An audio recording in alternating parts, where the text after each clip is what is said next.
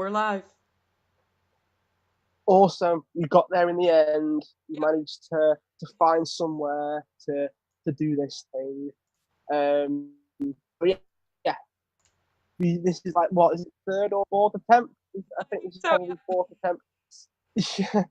So we tried the page, we tried Zoom, we tried the profile, and we tried back on Zoom again, and it worked. Awesome.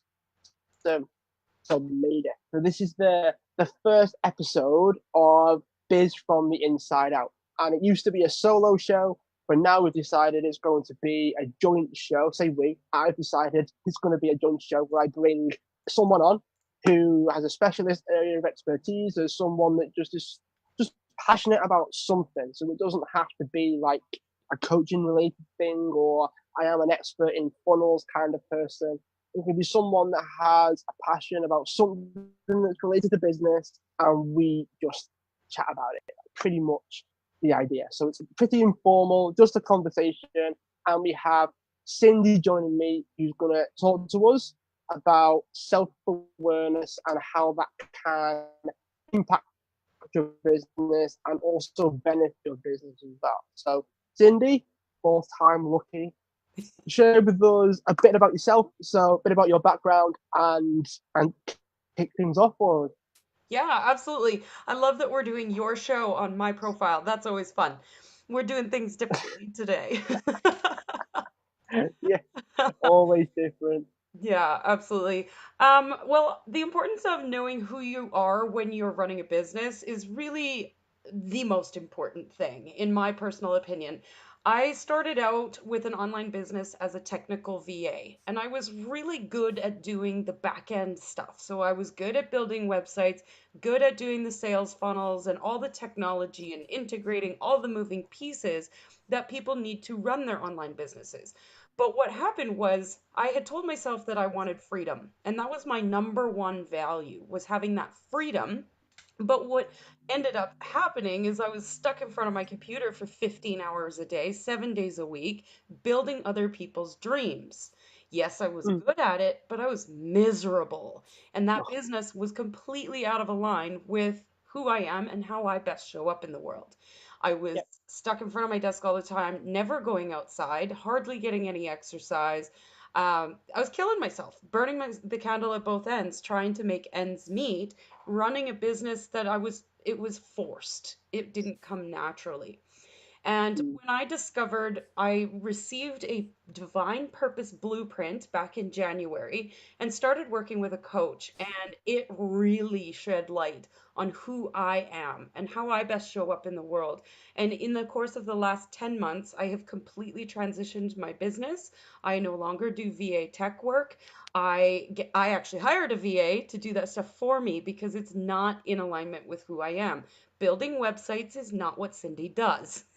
I have a team to do that now. And so now I work with people. I get to talk to people all day long. I am behind my desk for approximately an hour or two per day. And most of that time is on Zoom calls with clients and connecting and reaching out with people. I have freedom to go do what I want when I want. I work about 20 hours a week right now and make more money than I did as a tech VA. I'm in alignment with my values and I get lit up every time I get to go to work. I get to go to work. I think it's play now instead of work. So it's really important because you spend the majority of your time usually working. And if you Mm-hmm. don't love it, then what are you doing? You're wasting your Yeah, it's a life. good point. Yeah. Yeah, so you mentioned the idea of values coming into it. So when people think about values, they often think of it as being something complicated. I mean, like words can be complicated. You know how people describe things, how people communicate things, and one of the easiest ways of describing it, at least in my experience, is being priorities. So rather than values as such, even though values is how I would describe them and how a lot of other coaches would describe them, to people that haven't got a clue, so to people that like really struggle to grasp the idea of values, it's about personal preferences. It's about the things that are important to you, Yes. and they do tend to be something that's it's there already, Hmm. is what we're kind of getting across as well. Is like the things that you value, the things that you prioritize, they are either something that you're aware of or something that you're not aware of. And 9 times out of 10, we act in alignment or not or misalignment with them. Like anyway, like it's something that we do anyway. So, what benefits have you noticed from realizing what yours are? Oh man. Well, first of all, actually, I just talked about this on another live this morning about my value of freedom. Freedom is the most important thing to me.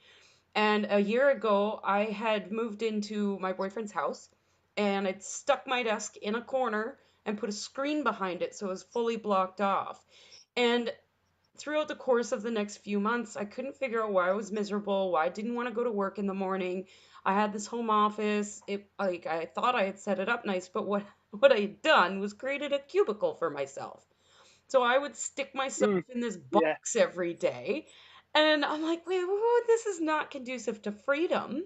I'm staring at a blank white wall all day long in the corner, and I'm blocked off from the rest of the house and from the family and everything. And so yeah. it really became obvious to me that I needed freedom.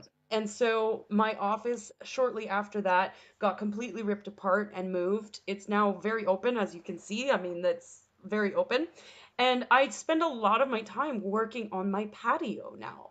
So I'm outdoors. You can take a laptop anywhere, and as an online entrepreneur, you can work from anywhere. So I spend a lot of time in the Mm-hmm. sun on my patio. That's really important.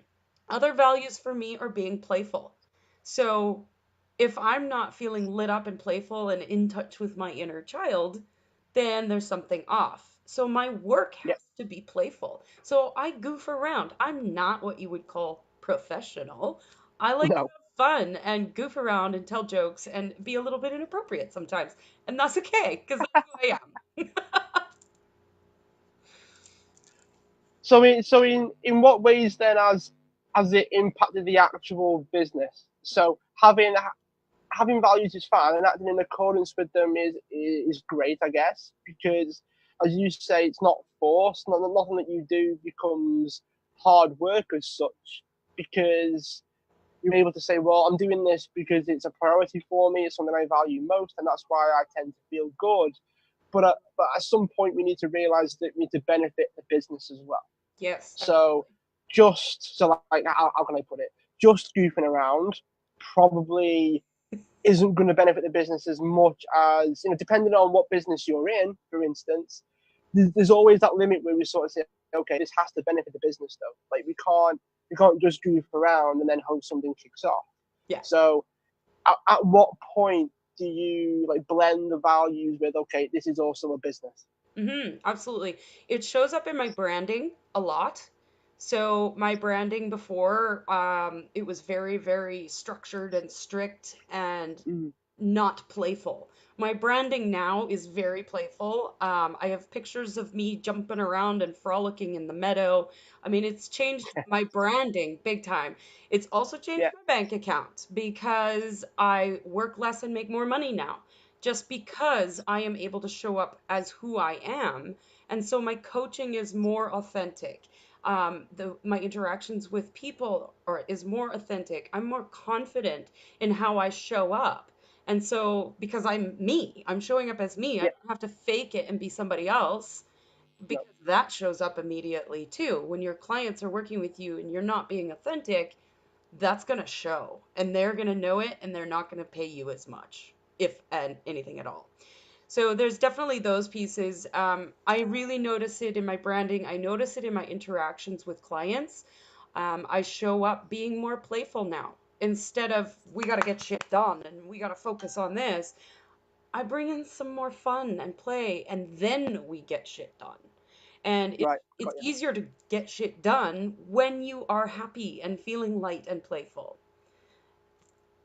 Yeah, that's something that I've noticed as well. Like just with the people that I work with, I mean, the amount of people that I've spoken to that enjoy what they do, but their versions of that are different. So there are people that enjoy writing emails.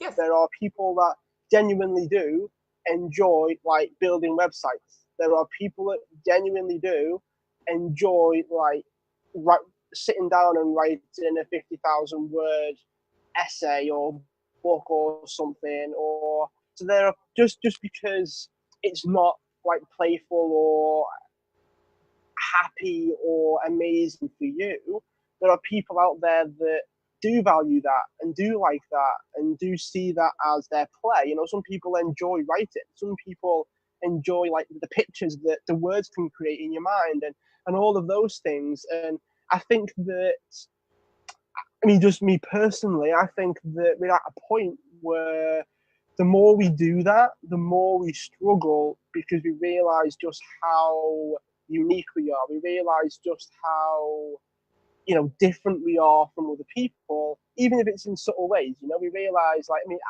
I do enjoy writing, but I couldn't sit down and write a book. Like, there's just no, I haven't got the attention span for that. There is no hope for me when it comes to writing a book. I've tried and I've failed miserably several times. So there's always this need to fit in to a certain extent. That's how we're wired as humans. But we're in an age whereby showing how we're different can also benefit us. So share your thoughts on that conflict and that kind of push and pull of trying to find people that we're similar than enough to call friends or clients or colleagues or people to work with, and linking that with, okay, well, I'm also different, I'm also unique, I'm also myself. And again, it's a bit of a very, very, very long question, but there's the difference between like how the business is run in accordance with your values, and then trying to find people that are also similar enough to work well with, because having that level of uniqueness must be tough. It must be conflicting depending on who you're talking to. It must be very difficult to actually navigate your life and your business that way. So share your thought. I mean, it's a very long-winded question, but I'm open to hearing your thoughts on it, because although I do firmly believe in it, I also believe in this idea of being flexible Mhm. and maybe showing more of a particular value in a particular situation so that you can actually navigate the situation.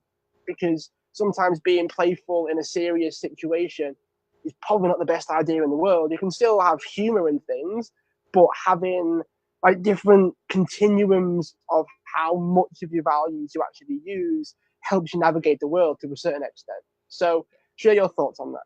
Yeah, so definitely a long question. I hope I can do it justice. What I really think it comes down to is having an understanding of who you really are and how you best show up in the world will give you that stability and that structure to be able to navigate where certain values come in and where some don't. Because you're right, being playful at a funeral, not a good idea. No. And yet I still joke. Um, but and there's also a level of emotional mastery that you need to bring in as well. So once you start to understand who you are and how you show up in the world, you understand your strengths and your weaknesses. And I love to just focus on my strengths, but when you understand what your weaknesses are as well, you can bring people in to help support you with those weaknesses, to help you navigate certain areas of your business that you may not be strong in, or to navigate things in your relationships or whatever that might be. So that's where you might bring in a coach to help with things like that. Um, Having that emotional mastery gives you the understanding of what's going on in your physical body, why you're feeling bored or upset or frustrated or lethargic or any of that, to help you navigate so that you can change that vibe and move it into something that's more productive, more playful, happier, all those things. So there's that understanding of yourself, and then there's the emotional mastery piece to tie it all together. And when you understand yourself, you understand your emotions and how to navigate them, you start to bring people into your world. You just attract them like a lighthouse, the people that will fill those spaces where those weaknesses are. I last year, when I was really frustrated and freaking out about my business and that it wasn't in alignment, I had a virtual assistant come to me and ask me if she could intern with me for 6 months. So I got a virtual assistant that I got to train. Uh, she worked for free for 6 months. She took over all of my clients so that I could open space for this new business model of mine. And now her and I are best friends. She's from Australia. She's coming to visit me in Canada in January. I can't live without her now. And it was like the universe was going, here you go. Here's a space in your world that you need support in, something that you shouldn't be doing anymore. Here's the person to fill it. That's kind of how I look at it. So is there is it a moment when it sort of lines up then? As in, you mentioned that knowing the the parts of yourself, right? The good parts, the bad parts, the parts that improve, the parts that keep the same, the parts to show up more of, the parts to show up with less. You mentioned like the VA sort of turned up, I guess, to fulfill the part that you needed to fill. Yeah. Now, there are people I'm sure that could be watching this are thinking, well, is that luck? Is that the more clarity you get, you start to look for those things, and then lo and behold, the VA turned up? I mean, I like the idea as as an idea that like as long as you know what your weaknesses are, you'll find people to help support them. But what if it's an important conversation? What if we're talking life changing? So the the idea of values changes everything. It changes a lot of the decisions that we make. It changes the reasons why. I like to think that values provide a very, very clear reason why for everything. So, why are you moving house? Well, I'm moving house because I value my freedom, and that means I can do X, Y, and Z. If if you want a more playful brand, for instance, then is that right? Well, that means I've got to do this, I've got to do that, I've got to have a bouncy castle in the back garden, I've got to, whatever it is, right? I'm making stuff up as I go along. But there's this element of like how you show up can be a small thing. It can be like little tweaks to the way that you go about your day, little tweaks to the way that you create content. Like a lot of my content now is either like media, so blogs or podcasts or videos, or like short written posts. I very rarely write long posts on Facebook because I would rather do a video on Facebook because it's easier and it makes my life easier. So, but then we talk about the bigger decisions, like I don't know, could be someone that you get along really well with, but they are a detriment to the business. So you've got to have that conversation. You've got to, but that's life changing. Like that is business changing. That is life changing because it's an important decision. So is there a limit to those sort of decisions that the values will come into it, or are you a proponent for even if it's life changing, you've got to do what's fitting the values. You've got to do what's best for you ultimately. And one of the things that I do want to sort of bring up, I guess you could probably use this to help you answer a little bit. So I'll go off a bit, give you a chance to think. Is it when you do what's right for you, right? This is one of the things that I sort of think of, and I realize how hard it is. So that's why I'm talking slowly. When you find out what works best for you, the right people come along, which kind of means that you do what's right for you, that's also right for them. Yeah. So you've got this element of like when I started doing what's best for me, the right people came along, which meant I didn't have to change. It was almost too easy for me Yeah.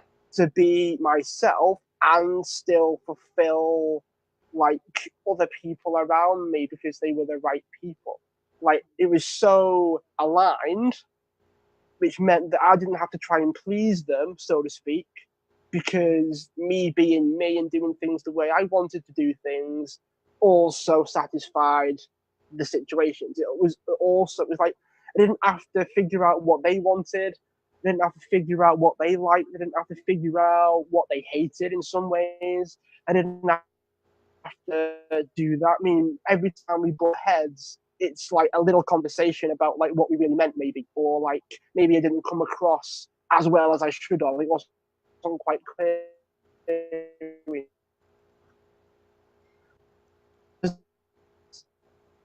Fighting. There's no like push and pull. it's like a nudge as opposed to a push and pull. So there's a real argument for showing up as yourself properly, fully, and everything else Yeah. means that everything happens to make your life easier rather than harder.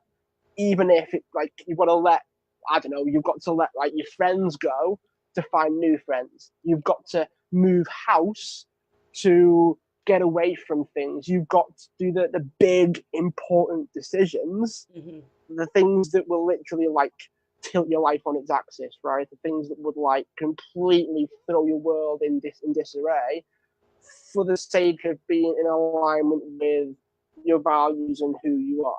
So, how far would you take self awareness and acting in accordance with your values? I would take it all the way. um, it really does become easier when you are in alignment. And you can make your life really hard if you want to, and just keep pushing and keep trying and keep forcing. Or you can turn your life upside down to get rid of the things that don't fit and then watch as everything just becomes easier.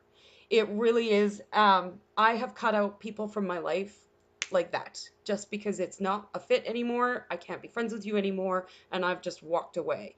I've walked away from family members. I've walked away from situations that don't work anymore because it just is hard. It's harder to stay than it is to leave. It's harder to keep forcing it than it is to just turn your life upside down, burn it all down, and start over. And that's hard too, but it's a hell of a lot easier than forcing yourself for the next 20 years to make this work when it Mm, can be so much easier.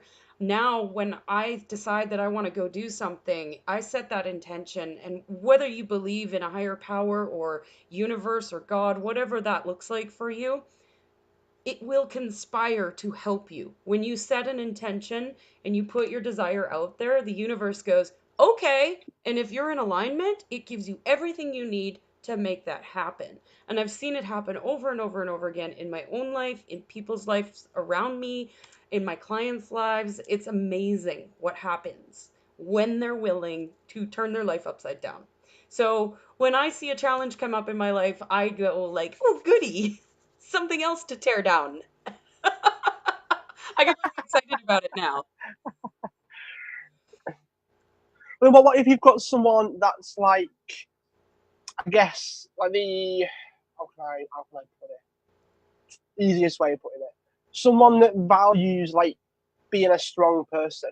Hmm. So someone that like actually thinks that the fight can like be a good thing for them, Hmm. and someone that thinks that if they stop forcing it, it's like that then conflicts with everything, and that like isn't. I mean, I know I'm kind of going off track from the self awareness thing, but there are people out there that value the fact that they're a strong person, a strong willed person, and they see the fight as like they're getting stronger, or maybe the fight is something that they feel is worth it. Maybe they feel that the fight is worth it. Maybe there's someone that needs the struggle to a certain extent. Maybe there's someone that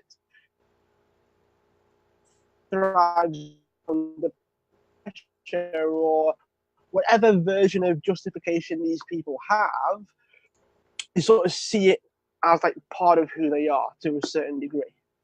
And yet, in the back of their mind, they're probably still struggling. Yeah. They're probably still having a hard time, but ultimately it's like they've got this like pros and cons list flying around in their head, and it isn't a list. It's like a mesh. It's like a spider's web. It's like, like when you're younger and you've had like, maybe just me, maybe just part of the world I'm in, where we had like the balls of elastic bands, right? And you wrap the elastic bands around it to make the ball bigger, and it's all over the place, right? And everything is a mesh, and it just gets bigger and bigger and bigger the more you add to it, and it gets more and more complicated the more you add to it. Probably just me that got elastic bands and made like a bouncy ball out of elastic bands. But anyway, beside the point. What advice would you give to those people? Yeah, so I would invite someone like that to choose their battles. If they love the fight, find a fight that's worth fighting instead of fighting against themselves, because that's really what they're Oh, I doing. like that. If they just want to fight with something, then pick a battle that's worth fighting. Mm, Find a cause, or, find a business that lights you up and fight to make it work, but in alignment with your values, right? There's something to be said about fighting for a cause, but it's got to yeah. be worth it for sure. Yeah. How have you got any like tells or signs that the fight is worth it? Hmm. Is there like certain traits of a fight that's worth it? Certain aspects of it? Because it mean like the idea that the business is just a business and your life is just your life and they're separate isn't really true anymore. They're all very meshed together. Yeah. So there could be a fight that isn't business related that might still impact the business. And, again, the elastic band ball just gets bigger and bigger and bigger, right? Right. So, are there any signs that the fight is worth it? Is it all based on how you feel about it? Is it all based on, like, if you overcome a small win, for instance, does that give you the enough to move on? Or do you achieve that small win and still think, gotta do it again? Or is there a bit more to it? Because obviously, I have a level of understanding about what works for me and the clients I work with and the people that I've spoken to, and that's the impression I get. The impression I get is if it's in alignment with your values, you push more. Hmm. If it's in alignment with your values, you don't give up. Yep. But then, if you're pushing it uphill all the time, there's no rest either. Right? There's no moment when ah I'm still up for carrying on. It's for me at least. It's although the grind is getting you down, you still ultimately feel good about the fact that that is what you're doing. You still feel good about the fact that the struggle makes sense. The struggle is worth it because it's worth it to you. Because you understand what your priorities are and you understand that perhaps this is the only way, which we're going to get to in a minute, by the way. So what sort of traits do you see in the work that you've done, right? So this is your thing, right? Self-awareness is your thing. What specific tells do you have Hmm. that the fight, the struggle is worth it? And then we'll get on to the next bit. I want to hear your thoughts on that. Sure, absolutely. So it's definitely something for me personally that I feel in my body. And the people that I work with, same thing. If I get, like, say I'm doing a sales page, for example, and I'm working away at it and I can feel my body starting to slouch, my back starting to hurt, I'm getting bored, I'm getting distracted by Facebook really easily. There's something that's not there.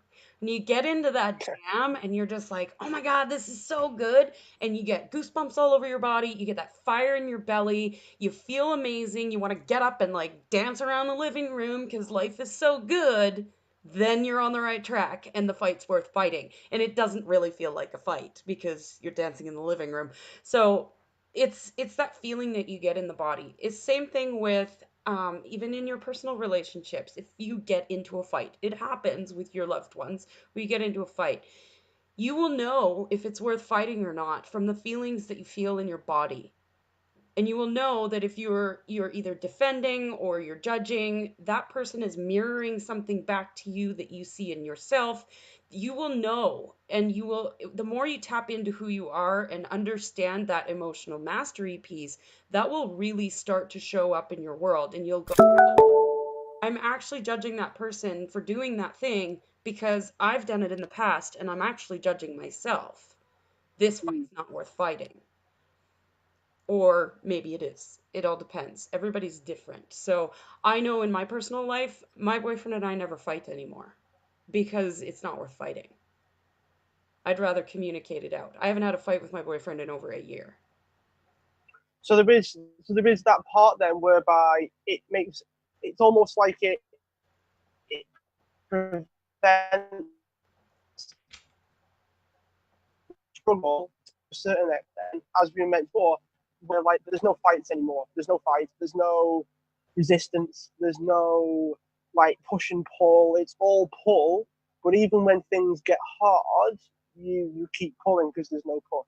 Yeah. Like when it's almost like it's all moving in the same direction. Yeah. Like the more resistance there is, the more you're like misaligned somewhere. The more there's something going on. The more you need to change because the resistance is there. Yeah. So in essence, then there's only one direction, isn't there? There is only one direction that we should be going in that feels to us, whether we let people go, whether we don't, whether we carry people with us. The people that we carry, we want to carry. So the struggle, we like it.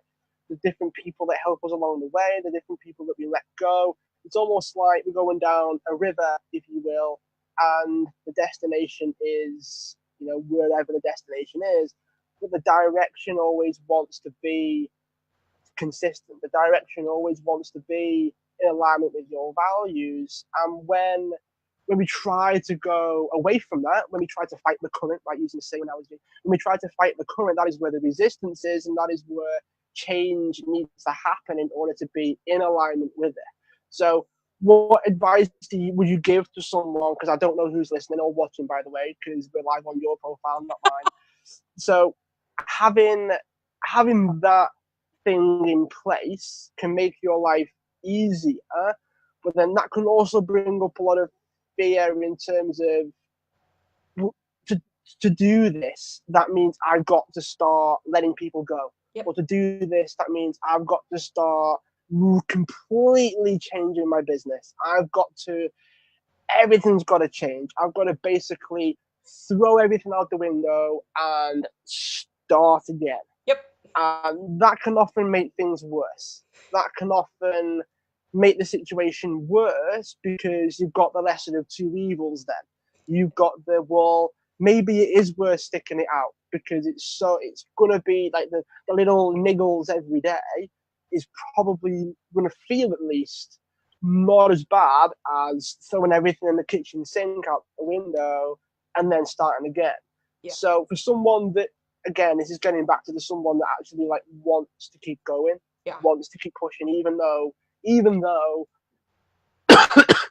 it isn't in alignment with who they are, is this actually worth it when it comes to doing it? Is it worth it? Are there little niggles every day, the little fights, the little push and pull of the business, the little decisions that you have to make, and all these things? And sometimes you make them for the right reasons, sometimes you wish you hadn't. And is it worth it to start again? Is it worth it to come up with your values and how you show up and everything else? Is it ultimately worth it in comparison to just sticking it out? In my personal opinion, 100% worth it. Um, it makes your life so much easier and just happier. And I mean, really, in the end, all of us just want to be happy. We don't want to be miserable and stuck in front of a desk 15 hours a day. I don't know anybody who wants that. And if you say you do, you're probably lying to yourself. Um, if for somebody who loves the push and loves the fight and is thinking about, is it worth it to tear it all down? I would start with one thing at a time. Don't Mm, throw it all out at once because that will be torture and it will be very, very hard. But start with one thing where you notice one thing in your business that you absolutely hate doing. Switch it, change it, give it to somebody else. Change it up, mm, stop doing it altogether. Just change that one thing and see what happens. See what that opens up for you for a new opportunity. Same thing with friends or personal relationships. If you have one friend that drives you bananas and you just can't, you get a text message from them and you're like, oh my God, not again. Get rid of that one friend. Don't get rid of all your friends. Just that one friend. Stop talking to them. Phase them out or just stop talking to them altogether, whichever one you choose, and see what that opens up. See what kind of new relationship comes in. So, what happens is when you clean out space, it allows for the universe to go, here's the things you actually want. And so mm, a new friend might pop into your world that's absolutely amazing, and you get a text message, and you're like, oh my God, I can't wait to go see them. Or a new opportunity in your business will open up when you get rid of that one thing that you hated doing. So I wouldn't recommend just burning it all down at once, but take the little things that you hate the most and start moving them out one at a time. Baby steps. What about the big decisions? So there could be people that go, oh well, I'll get rid of all the little stuff, and then I'll use that as an excuse to attack any of the stuff. So at what point do you decide, okay, big thing time, and then start attacking that? Yeah, I think that'll come once you start getting rid of the little things, you'll start to see, and the little things give you the belief that the big things are possible. So the baby steps, baby steps, baby steps, and then you will feel inspired to go, oh my God, this thing's big. I need to change this. But you've been doing the work for the last few months to get rid of the little things. The big thing gets easier. Still hard, but easier. Yeah, I've got. Yeah, I mean, is there an argument for like breaking the big thing down? Maybe like having think right. Well, this big thing could probably do with having like three or four parts to it. This big thing probably could have a handful of things that I could do to at least start making the progress on that. Yeah, absolutely. So I did that with my business because I've changed my business structure completely on its head. But it's taken me 10 months and I broke it down. So I Right. started eliminating the clients that I really didn't like working with. They went first. But I've been hanging on to clients that I love because I don't want to let go of them and they're amazing and I love working with them, but then I'm still doing tech work and I don't want to do it anymore. And so letting go of those amazing, lovely clients is a little bit harder, but I've broken it down. I didn't just one day wake up and fire every client I had. I did a No. step by step by step. So it's really important, yeah, break the big stuff down because otherwise you'll have no income if you fire all your clients in one day. Then what are you going to do? Yeah, that sort of makes sense there. I mean, it's hard, I'd imagine, with some steps to be easier than others to Yeah. break down. I mean, ultimately, I mean, if we're like firing a business partner, or there's sometimes you can kind of like give them less tasks to do and involve them a little bit less, so they feel like maybe they're not having as big of an impact on the business before you then say, look, it's not working, or so there are. I imagine there are certain ways you can manipulate certain things in order to break things down. But I mean, for people that are watching, you are probably just going to have to bite the bullet and do it with some things. Yep. With some things, you're just going to have to go, you know what? I am going to have to burn this down and I am going to have to rebuild it.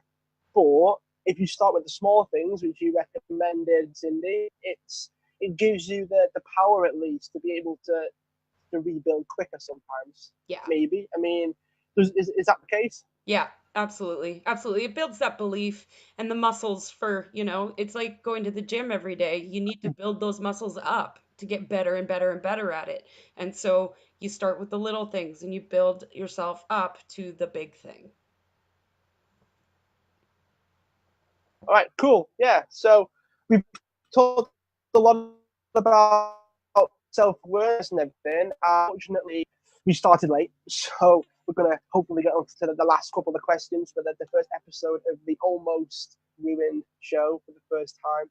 I The thought we'd show. I thought we'd probably end on if someone wanted to find out what they valued. Have you got a process for that? I've got a process for that, but you know, I'm not a self-awareness. So, what have you got a fast process for finding it out? Have you got something that people can take away? They can go through to find out what their values are. Yeah, absolutely. So, one of the things you can do, I mean, there's lots of different value exercises you can do out there. The fastest track is to get a divine purpose blueprint. And what I do with that is I tap into your personal code, what makes you unique on this universe, makes you the snowflake that you are. And I tap into that and Yeah. I spend an hour with you, give you a document, and it literally tells you exactly who you are, how you show up in the world, how you are unique. ways to navigate, overwhelm, all of these things. And that's probably the fastest way. And I love to just hop on for a free 30-minute call with anybody who would like to explore that option and see if it's a fit for them. I always like to give a little example of how it works because it's not something that you can just Google. It's a process, Mm. it's intuitive, it's something that I tap into intuitively, and it's not something that you can just Google and find the information. So I always like to invite people in for a free call with me first to make sure that it's a fit. Not everybody loves intuitive tools. Some people like to push. So what was the name of the blueprint again? It's called a divine purpose blueprint. Okay, just writing it down, just making sure I've got that. So it's the divine purpose blueprint. Now that isn't like that isn't a download or a checklist or anything, is it? That's more of a session with you, and by the end, they will have their values mapped out. Yeah. Yes, absolutely. Absolutely. Okay. Yeah. Awesome. So, yeah, And you're able to send us a link for that, and we can put it in the notes for the show and everything, so people can access that if they want it. absolutely. I will for sure. All right. Awesome. Before we get to the last question, where can people find out about you? So where can people find out about you, what you've got going on, Hmm. and yeah, rather than do the call, which I'm sure people will do, if they just wanted to reach out, just say, great show, Cindy, it was awesome, and all that sort of stuff. Where can people find out about you? Yeah, absolutely. I'm all over Facebook as Cindy Van Arnam, and my website is cindyvanarnam.com. I'm on Instagram as Cindy Van Arnam. I made it really easy to stalk me online. I do 2 Facebook Lives every day where I tap into the collective energy and share how to create consistent content in your business without having to push or work hard. And I also have a Facebook group called The Universal Guide to Being a Well Balanced Solopreneur. I'll share all this as well in the comments so that you can find it really easily. And Cool. we love to have conversations in that group about maintaining the balance and emotional mastery and self awareness and all that good stuff. Awesome. If you could sum up the benefits that self awareness has on your business, try and keep it to as few sentences as possible. How do you round it off? Passionate and on fire. Every day I get out of bed, I am excited about what I do. I'm excited about the people that I get to serve and help. And it's freaking awesome. Awesome. Right, well, Cindy, thanks for sticking through it. We got to the end of the first one despite all of the technical glitches. We made it to the other side. Do we have any questions or comments on the Facebooks? And we'll get to those before we finish. If anyone is watching, I can't see them. So Cindy will have the honor of reading out questions if we have any, or just general chat with the people that are watching. Yeah, there's no questions on here. We've had a few people No watching, but questions? no questions. All right, cool. That means it must have covered everything. We must have battered self-awareness to death, and Right? death by Facebook Live. Anyway, right. So, Cindy, thanks for being a guest. I appreciate it. We'll put all the links to everything in the show notes so everyone has access to the call from yourself and have access to the Facebook group should they want to join. Make sure you like the Facebook page, Mike McDonald, so you can have access to all of the future shows.